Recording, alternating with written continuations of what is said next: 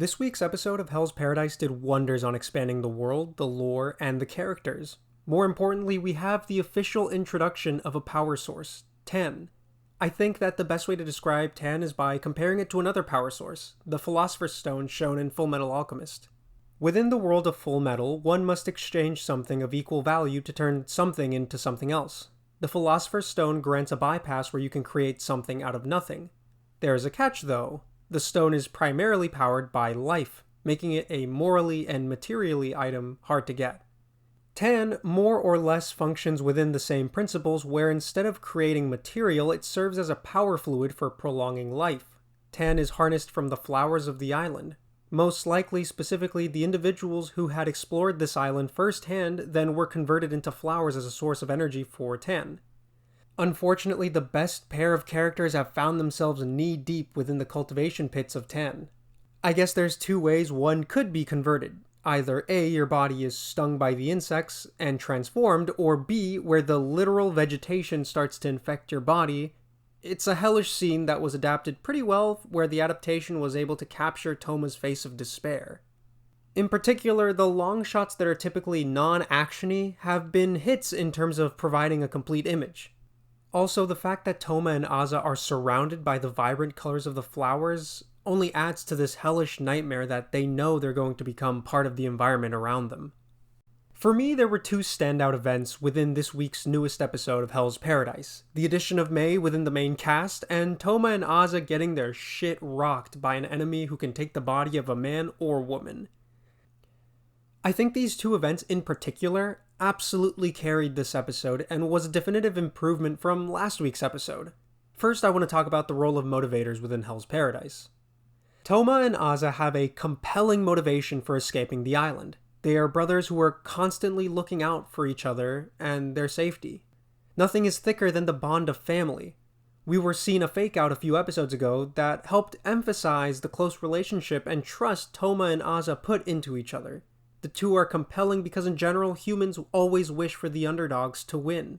They are being held liable for a crime that is superfluous, just like Nurugai. All in all, these pairs are compelling. Now as we switch back to the main cast of Gabimaru, Sagiri, Senta, and Yuzuriha, so far we don't have a particularly strong, compelling motivation that can make an audience really care for them, going beneath the physical descriptions. We know that Senta has the ability to drool a waterfall on command, but hasn't really shown much of his character to make him interesting. Yuzuri has captivated the audience not because of her motivation, because hint hint, she has none, but rather because she is the perfect combination of character design, stellar voice acting, and a quirky personality. Yuzuriha's only reason to get off the island is that she just doesn't want to die young, which is completely fine, but not exactly compelling. This criticism of lack of motivation can be attributed to Sagiri as well, but I think this latest episode really benefited in adding a supplemental character angle. As I mentioned in my last video, Sagiri's arc is complete, where she can kill another living being by utilizing the calmed state of the middle path. The next big step is her own desire to watch Gabimaru grow and change as a person, but that's more of an observation rather than a character development. Sagiri's character aims to be stoic, like the physical embodiment of the rules. One small comparison I made was the character Fennec in the Book of Boba Fett. She is serious, and eventually this shtick of keeping serious can get boring really fast. But with the inclusion of Mei, we can now see Sagiri's more motherly side, a more vulnerable side that makes the audience go ballistic with joy. I'll speak more on Mei, but we need to talk about one focal character, Gabimaru. Gabimaru's only mission is to reach his wife. He has received, almost every episode, a flashback to his wife, with the whole point of trying to humanize him. But that's essentially it. Now, it could be that since I'm not married yet, I can't really understand this complete fixation, but it's getting quite repetitive to the point of becoming a meme. Our group is not particularly motivating until we have a new wildcard addition, Mei. The saving grace Mei is able to show the sensitive side of Sagiri and create really funny interactions with Gabimaru, giving them both new character traits and some much needed levity. For all the shit that Genji spoke about Sagiri needing to go back home and pop some kids out, Sagiri already embraced motherhood by being the mother to this orphaned pink child. Mei also gave us another clue to world building in terms of power systems. When she used a bright light punch, its effect had Gabimaru thinking back on Sagiri's middle path. Perhaps there's an important connection to make here, even though Sagiri never really used any glow power when fighting Rokuroda, and Mei attacking out of panic rather than being calm. This episode contained another important event, the royal beatdown that was handed to Aza and Toma on behalf of the Tensen. Not only did we get to roll out the red carpet for the main antagonists of the series, but we were given a showcase of their raw power. But aside from what we saw, we should also take a look at what went on underneath of this specific event.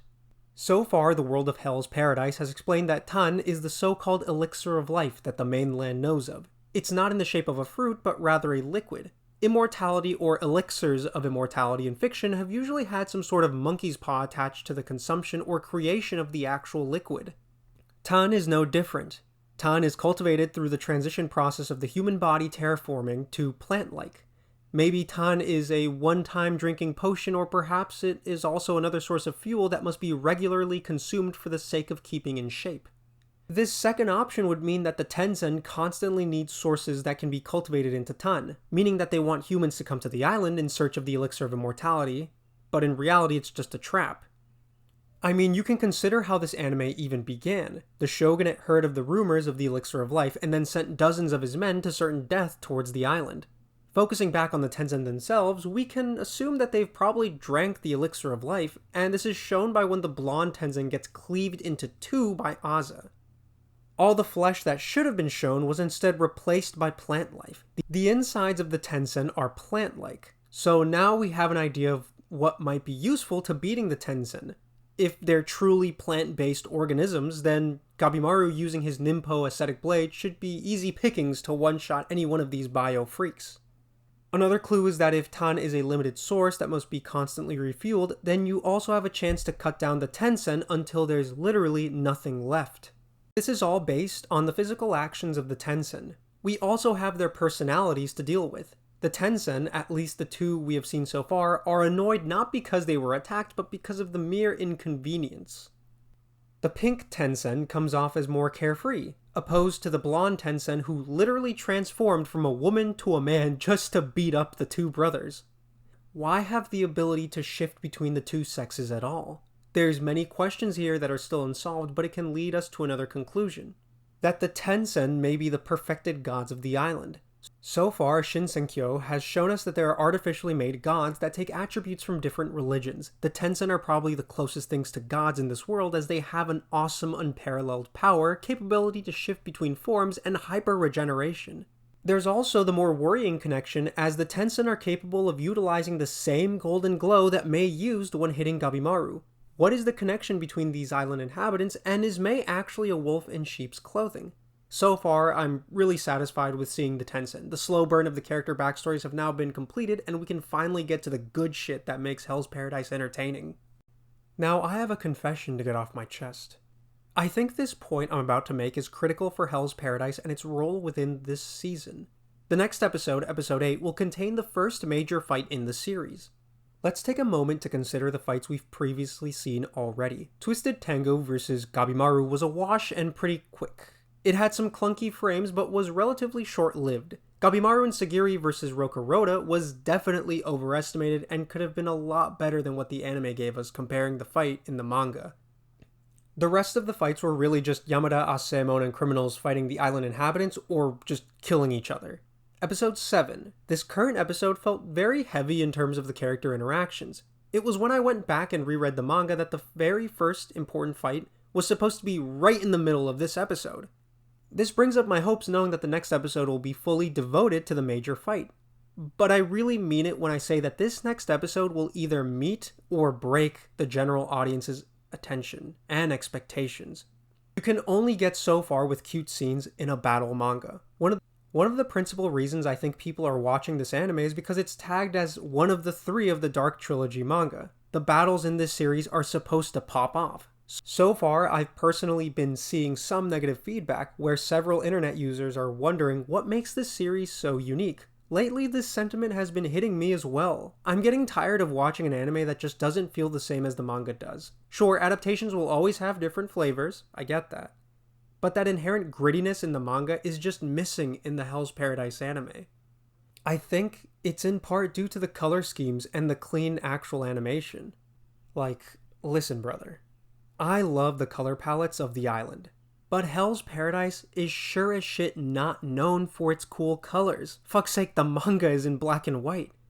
It's known for its intense action and characters that blow readers away. Here's to hoping that this next episode truly makes it #1 in everyone's list. And with that final point, that's all I really have left to say about this episode. I hope you enjoyed today's video. If you're a new viewer, then consider subscribing. If my predictions are truly correct, then the next episode is going to pop off, and I really want you to be here when that happens. If you're a returning viewer, then thanks for coming back, and consider leaving a like. With all that being said, I hope you enjoyed today's video, and I hope to see you for the next one. Take care.